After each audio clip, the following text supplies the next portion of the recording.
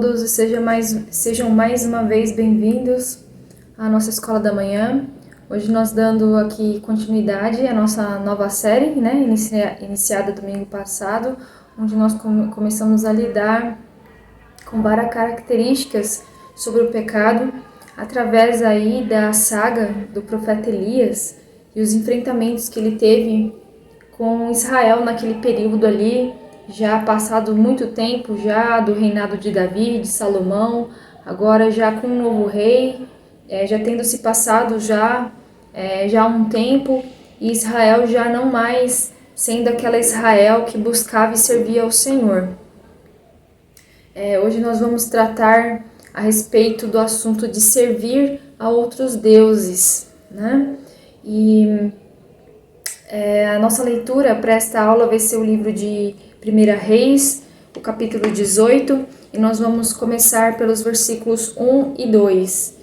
1 Reis, capítulo 18, versículos de 1 a 2, diz assim a palavra do Senhor. E sucedeu que, depois de muitos dias, a palavra do Senhor veio a Elias no 3º ano, dizendo: Vai, apresenta-te a Acabe, porque darei chuva sobre a terra. E foi Elias apresentar-se a Acabe, e a fome era extrema em Samaria. Agora nós vamos para o versículo 17 e vamos ler até o 46. Diz assim: E sucedeu que, vendo Acabe a Elias, disse-lhe: És tu o perturbador de Israel? Então disse ele: Eu não tenho perturbado a Israel, mas tu e a casa de teu pai, porque deixastes os mandamentos do Senhor e seguistes a Balaim. Agora, pois, manda reunir-se a mim todo Israel no Monte Carmelo, como também os 450 profetas de Baal e os 400 profetas de Aserá, que comem da mesa de Jezabel.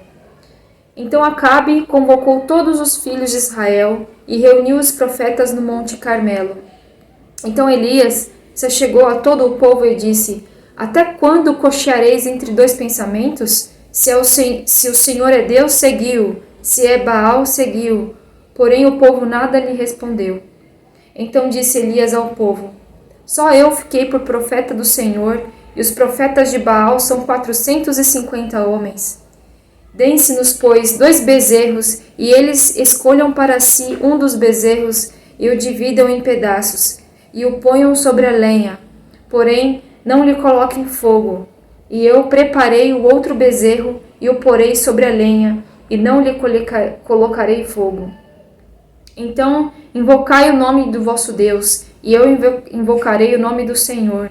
E há de ser que o Deus que responder por meio de fogo, este será Deus. E todo o povo respondeu, dizendo: É boa esta palavra. E disse Elias aos profetas de Baal: Escolhei para vós um dos bezerros, e preparai o primeiro, porque sois muitos, e invocai o nome do vosso Deus, e não lhe ponhais fogo. E tomaram o bezerro que lhes dera, e o prepararam, e invocaram o nome de Baal, desde a manhã até o meio-dia, dizendo: Ah, Baal, responde-nos. Porém nem havia voz, nem quem respondesse, e saltavam sobre o altar que tinham feito.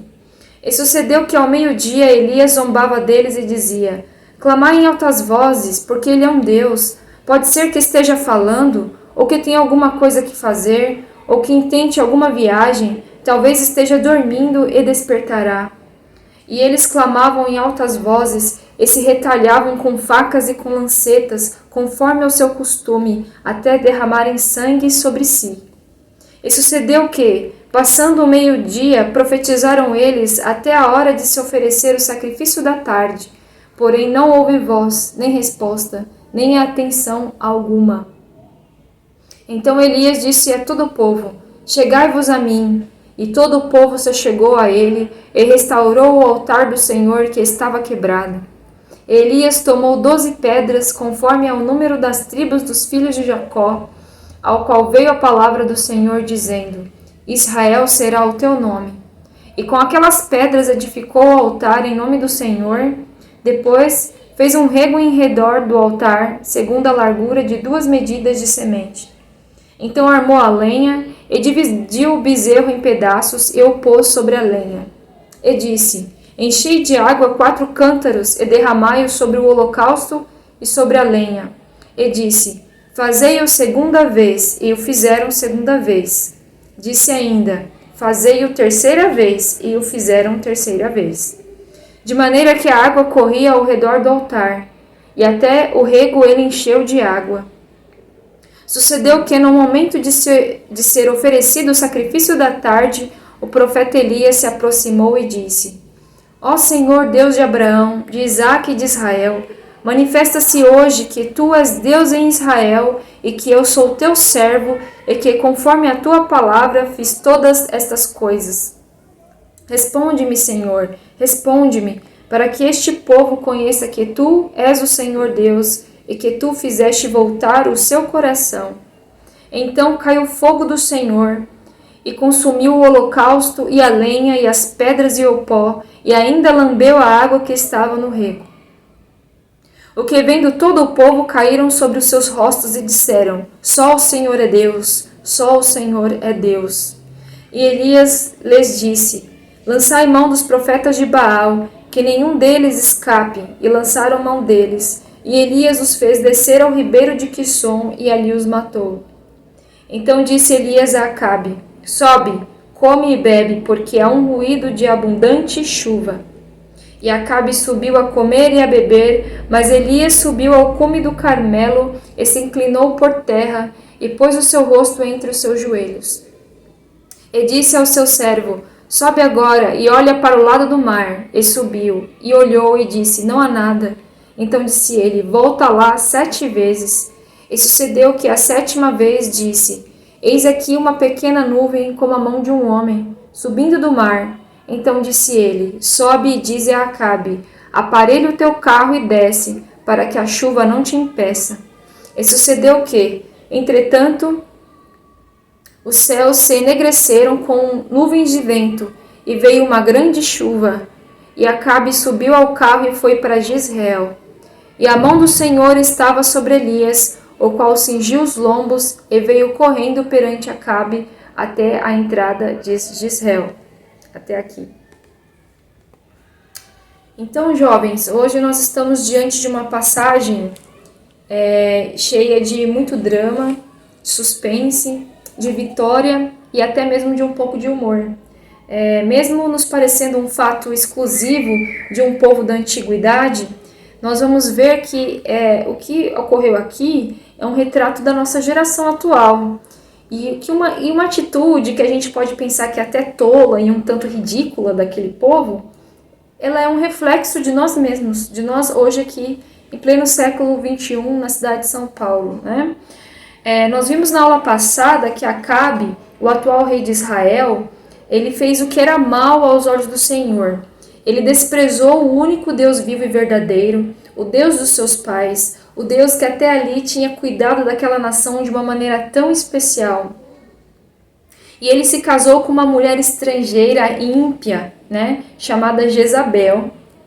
E, influenciado por ela, ele introduziu a adoração a um Deus chamado Baal. E agora o povo o seguia naquela idolatria, que levou a uma trágica consequência, que foi o quê? Que foi a seca por 3 anos. Não haveria chuva, não choveu por 3 anos.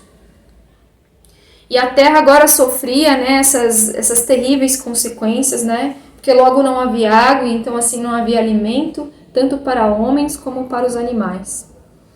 E nós vimos também, na aula passada, o que implicava essa adoração a Baal, né, que Baal ele era um deus considerado um deus da fertilidade, e isso levou o povo a desprezar os padrões morais do Deus vivo e a se entregar a práticas terríveis de imoralidade, né, e de outros tipos de pecados que o Senhor Deus não permitia que o povo assim o fizesse. Mas uma vez agora que eles adoravam a Baal, Baal não havia restrições para os desejos de impiedade dos seus corações.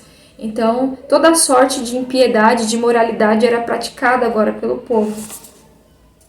Então, com certeza, Acabe ele não se importou, né? E até talvez tenha achado cômico, né? A advertência que Elias deu que não choveria por 3 anos. Mas isso começou a mudar quando realmente os efeitos da seca começaram a assolar o povo, né? As plantas, as plantações, tudo começou a morrer, os animais começaram a morrer, as pessoas começaram a passar grande fome. Então isso veio e os assolou, né? Eles sentiram na pele os efeitos da seca, então isso começou a mudar, né? Será que o Senhor, ele precisaria enviar a nós algum tipo de catástrofe, alguma situação de grande privação para que a gente começasse a levar a sério, né? Bom, hoje nós estamos vivendo uma situação muito complicada, que é esta pandemia, né, do coronavírus. Quantas privações nós temos passado? Quantas pessoas nós temos visto morrer assim de forma repentina, né? Quanto medo tem rondado nossas vidas durante esses últimos meses, né? Então nós vamos ver que essa lição, ela é um grande alerta para nós hoje, né? Então, já se passando aqui mais de 2 anos, já completando aqui o 3º ano de seca, o Senhor enviou o profeta Elias para que ele se encontrasse com o rei Acabe, né? Nós vimos aqui na nossa leitura que a recepção de Acabe não foi muito boa, né?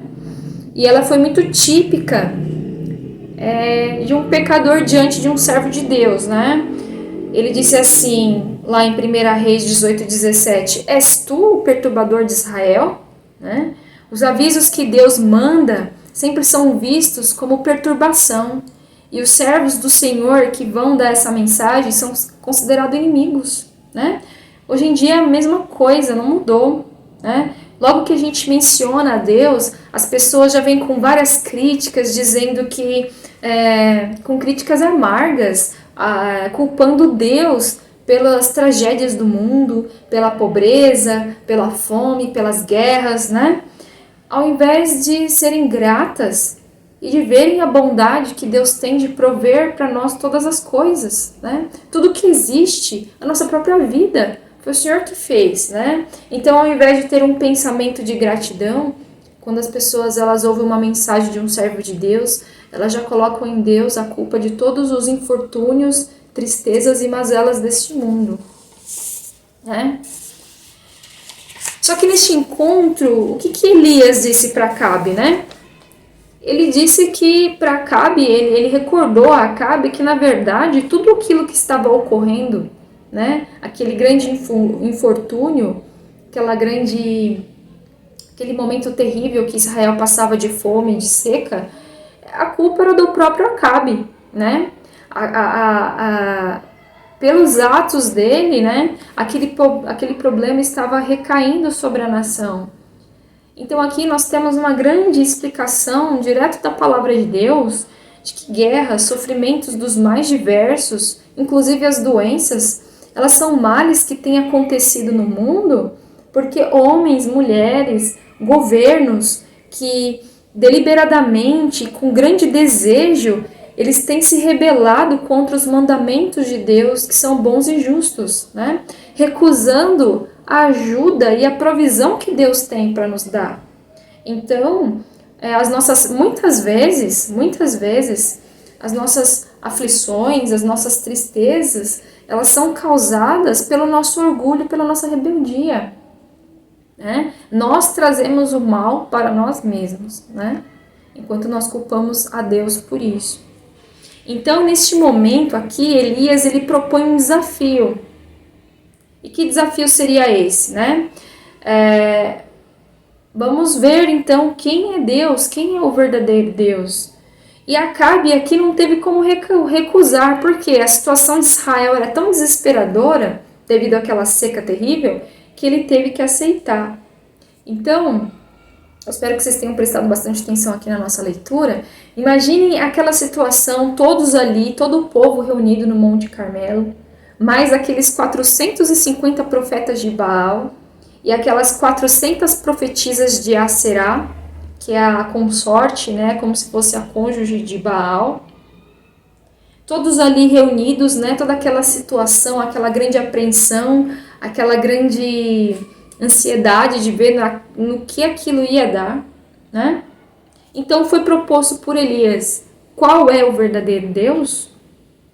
E Elias, ele foi direto ao ponto, né? Não havia mais coisas a serem ditas ali, né? A mensagem, ela foi a mais simples e desafiadora possível, né? E qual foi? Que ele disse ali em 1 Reis 18:21, até quando cocheareis entre dois pensamentos? Se o Senhor é Deus, seguiu. Se Baal é Deus, seguiu. E é isso que nós fazemos hoje, aqui, nessa aula, né? É a única coisa que nós pedimos a vocês, né? Nós não estamos aqui pedindo para que vocês entrem para uma religião ou que vocês sigam um modelo de crenças, uma filosofia de vida. Que vocês entrem num sistema religioso, não é essa a nossa intenção. Aqui na Escola da Manhã, na nossa igreja, não é essa. Nós estamos urgindo a vocês que vocês busquem o Deus único, vivo e verdadeiro. O Deus que fez todas as coisas e até a nós mesmos, né? Provavelmente, vocês já ouviram, né, dizer a respeito que devemos respeitar, aceitar todas as religiões, inclusive o ateísmo, né? E que provavelmente em todas elas há algo de bom, algo que, ou que talvez uma, né, uma possa ser tão boa quanto a outra, e que a gente pode pegar um pouco de cada uma, o que cada uma tem de bom a se oferecer, né? E misturar tudo, e desde que sejam coisas boas, que mal que tem, não é? Que pode trazer coisas boas para nossas vidas. Mas esse pensamento, né, de pegar um pouco de cada coisa, de que tudo é válido, né? Foi justamente essa postura que Israel estava tendo nesse momento. Né?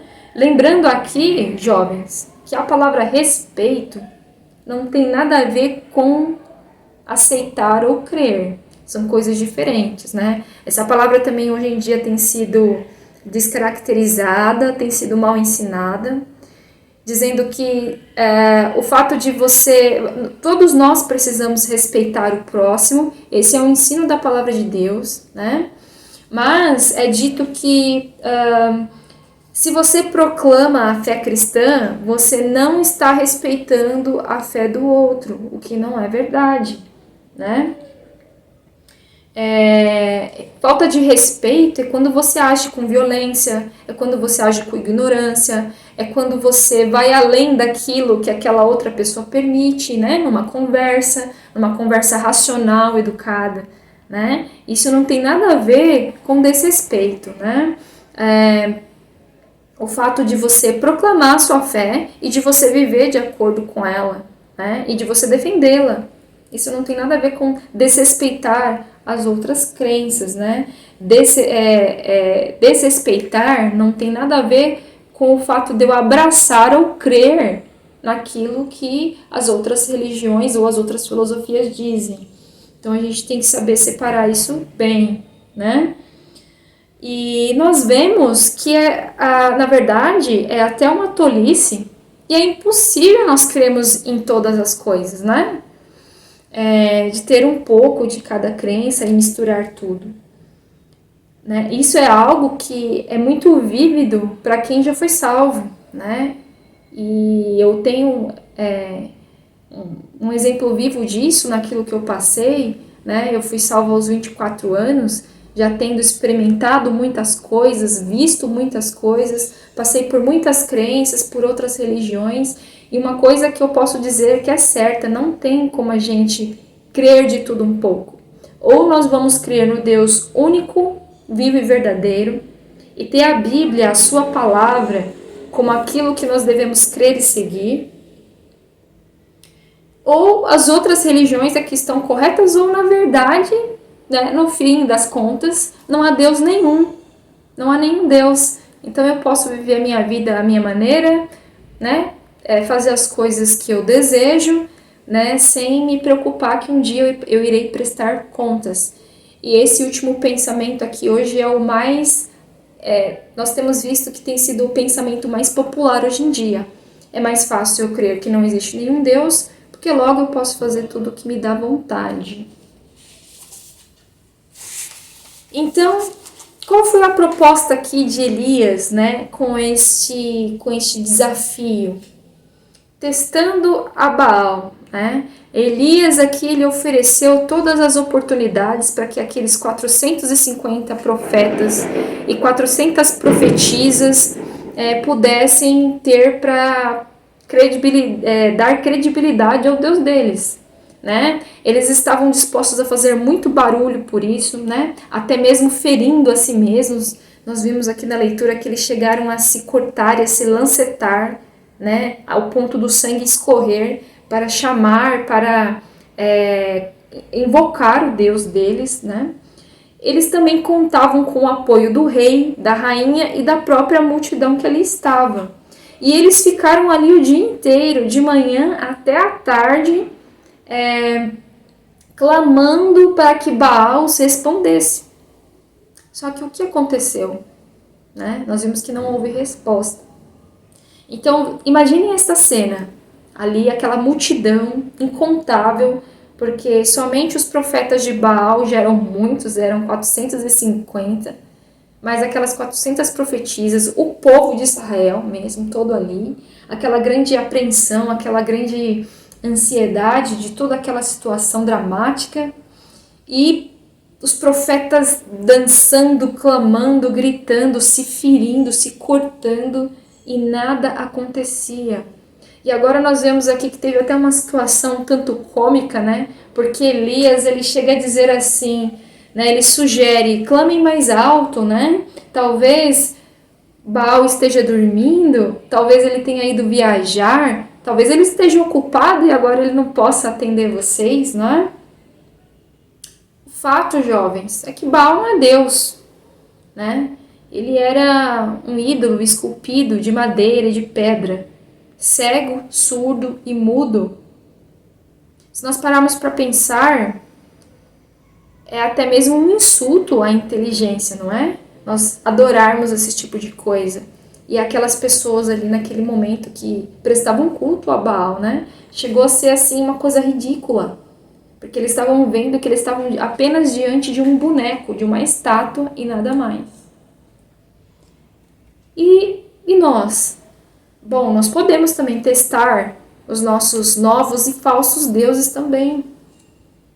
Então nós podemos nos perguntar, será que os deuses da teoria da evolução, do viver para nós mesmos, dos prazeres pecaminosos, das posses, né? Eles nos dão uma vida melhor?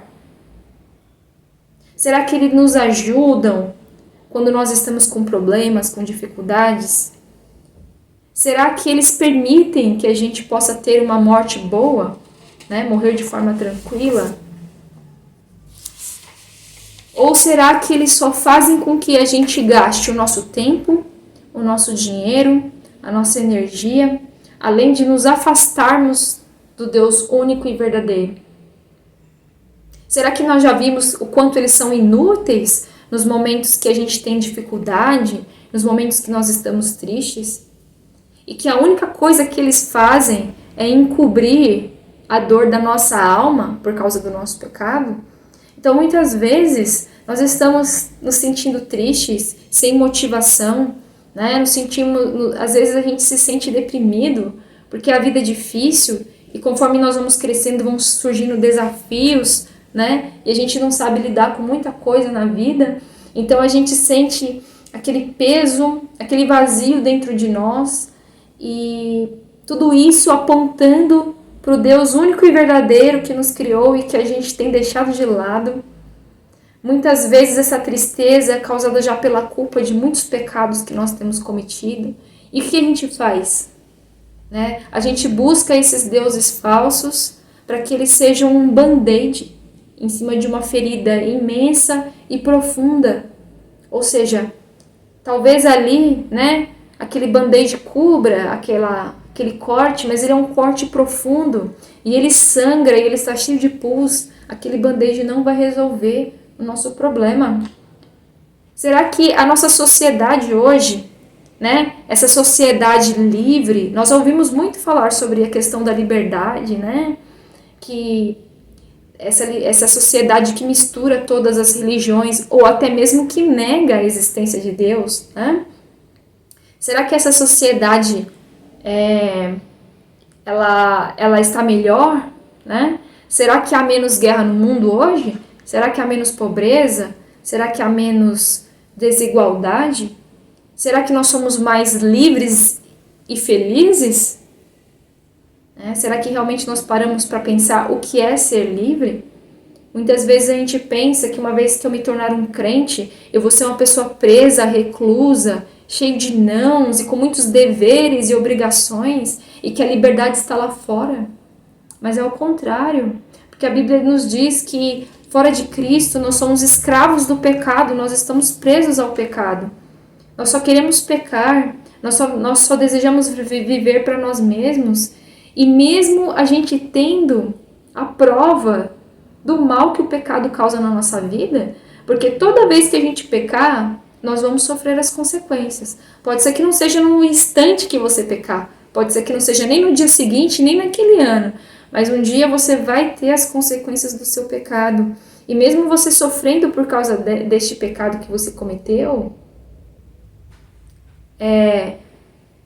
você vai ver, né, na sua própria pele que você não é livre, que na verdade você está preso, né? Você sofre o mal que o pecado lhe causa e você continua ainda a pecar e a negar a Deus. Isso é ser livre? Isso é você poder decidir fazer realmente o que é bom? São perguntas que a gente tem que se fazer e realmente fazer um exame do nosso coração e das nossas atitudes.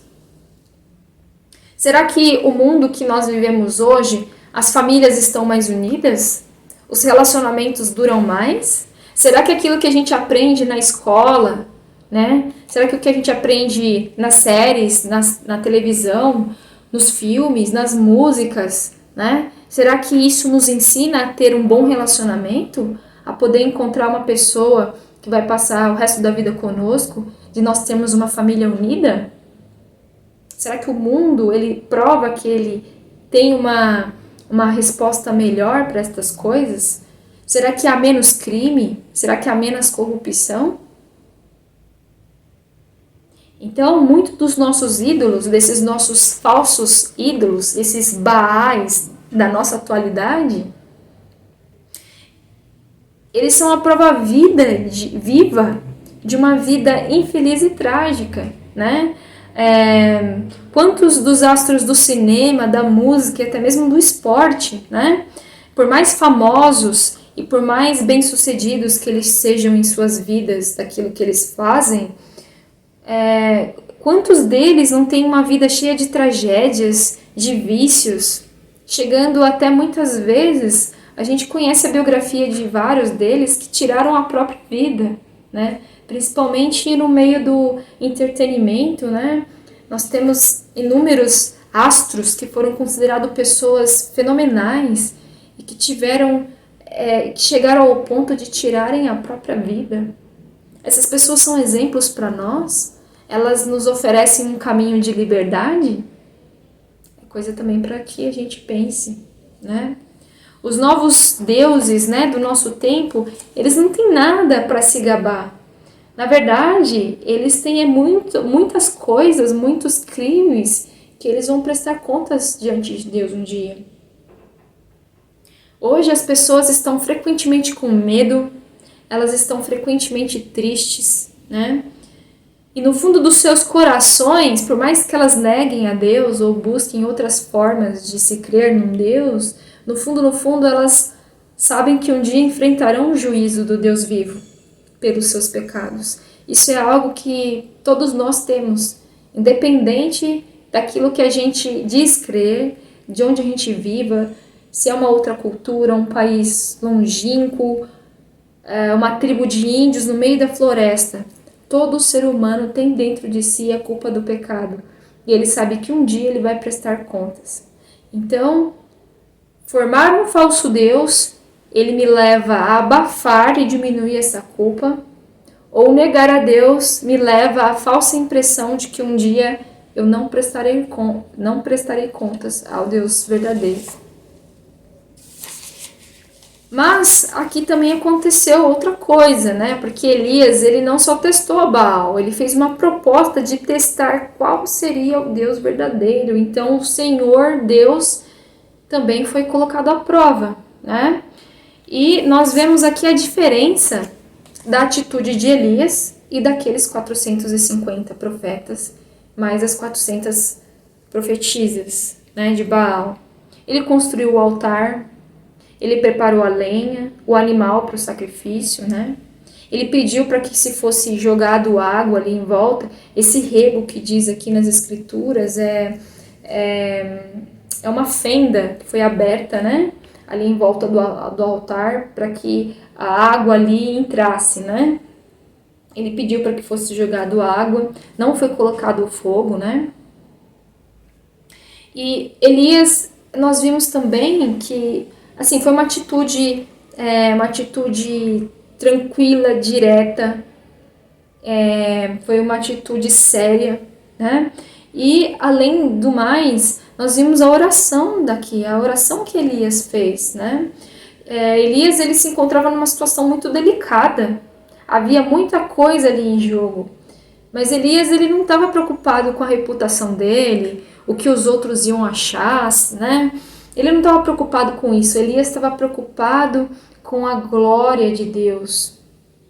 Ele estava preocupado com as almas de todas aquelas pessoas que haviam sido enganadas, né, em benefício daqueles profetas falsos. Então a gente pode ver aqui Elias quase com lágrimas rogando ao Senhor: responde-me, Senhor, responde-me, para que o povo conheça que tu és o Senhor Deus e que tu fizeste voltar o seu coração. E que nós vemos aqui em seguida que o Senhor responde, e o Senhor responde imediatamente. Foi uma resposta imediata, sem barulho, sem confusão, porém com grande poder. Fogo vem do céu e consome todo o sacrifício, inclusive aquela água que estava em volta do altar. Tudo aquilo ali é consumido. E por mais que seja uma situação muito diferente da nossa realidade, isso que nós acabamos de ver, o que nós vemos aqui nesse momento sempre ocorreu e sempre vai ocorrer. Mas como assim? Quando o Espírito de Deus, jovens, ele nos convence do nosso pecado, quando o Espírito de Deus ele fala conosco de que nós estamos apartados de Deus, mas que Deus proveu o único caminho de salvação, nós somos tomados com um grande temor e com um grande respeito por Deus. Nós não fazemos barulho, nós não fazemos bagunça, nós não pulamos, nós não gritamos, nós somos tomados por um sentimento que nos leva à reverência, né? Na verdade, a um grande silêncio, né? Nós vemos aqui que a resposta do povo naquele momento foi a seguinte, né? A Bíblia relata ali em 1 18, 39, caíram sobre os seus rostos e disseram: só o Senhor é Deus. Então, barulho e confusão pertence àqueles que seguem o Deus da sua própria imaginação. Mas agora a reverência e uma segurança calma e certa, né, é marca daqueles que reconhecem o Deus do céu, né? Essa situação aqui lembra muito aquela situação que nós vimos na série passada, né? Quando Pedro, ali no dia de Pentecostes, pregou aquela multidão de 3.000 pessoas, não é? É muito parecido, né? Um grande temor toma conta do coração das pessoas, um grande respeito por Deus, né? Uma grande gratidão por Deus, né? E isso não tem nada a ver com barulho e confusão. Então, qual é a nossa conclusão? Vamos para nós encerrarmos aqui. Baal não é Deus. O povo ali se deu conta que a adoração a Baal não poderia coexistir com a adoração ao Deus vivo e verdadeiro. Não tem como nós pegarmos um pouquinho de um pouquinho do outro. A partir do momento que eu me volto para um outro Deus, eu já anulo tudo o que aquele Deus é e o que ele fez por mim. O que Jesus Cristo fez na cruz por nós no Calvário é algo único. Se eu busco outro tipo de satisfação, de paz, de paz para os meus pecados, ou se eu procuro formas de continuar pecando sem me sentir culpado, eu estou anulando o sacrifício do Senhor Jesus, eu estou dizendo para Deus que esse sacrifício para mim nada importa. Então eu não tenho como seguir a tudo e a todos. Eu tenho que assumir um lado. E é essa reação aqui que o povo teve. Só o Senhor é Deus. Essa é a reação do verdadeiro, daquelas pessoas que realmente, verdadeiramente se convertem ao Senhor. Né? Nós já não queremos mais ter nada a ver com aquelas coisas que faziam mal pra gente, pra nossa alma, pra alma dos nossos amigos, né? Nós não queremos mais que aquelas coisas influenciem os nossos pensamentos, os nossos sentimentos, as nossas atitudes para a vida, né? Nesse momento em que Deus fala conosco e nós temos esse grande entendimento, nós vemos o quanto que os ídolos nos fazem mal, o quanto que eles nos levam a pecar. Nós vemos o mal que eles fazem não somente a nós, mas aos nossos amigos, aos nossos familiares. E nós não queremos mais ter nada a ver com isso. Então isso vai influenciar nas coisas que eu ponho para dentro de mim. E como é que eu faço isso? É com as coisas que eu leio, é com as coisas que eu escuto, é com as coisas que eu vejo, é a maneira que eu quero me vestir, me mostrar para o mundo. Todas essas coisas, elas refletem, né, aquilo que eu acredito. Então eu não quero mais aquilo que faz mal para minha alma, que faz mal para os outros e principalmente aquilo que é uma ofensa contra o meu único e verdadeiro Deus. E só o Senhor é Deus, né? Deus enviou uma bênção aqui imediata para aquele povo que se arrependeu, que foi o quê? Que foi a chuva. Voltou a chover em Israel, era o fim da seca. E assim o Senhor faz conosco. Ele faz assim também com os nossos corações secos, né? Para aqueles que se arrependem e se voltam para Ele, Ele dá o perdão. Ele dá o perdão, jovens, através do sacrifício do seu Filho amado na cruz do Calvário. Deus, Ele não simplesmente passa a mão sobre a nossa cabeça e finge que a gente não fez nada, mas Ele pega a nossa culpa e coloca sobre o seu Filho.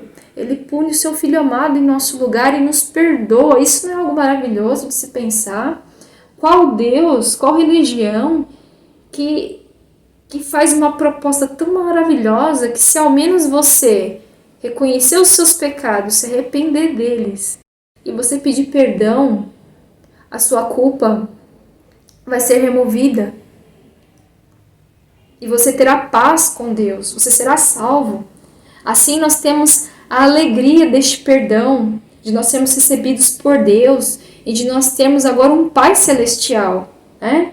A gente recebe um coração novo, com novos gostos, com novos prazeres, né? A gente acha que às vezes a vida de um crente é chata, que ele não se diverte, que ele não se alegra. Nós temos agora novos motivos para a gente se divertir, para a gente se alegrar.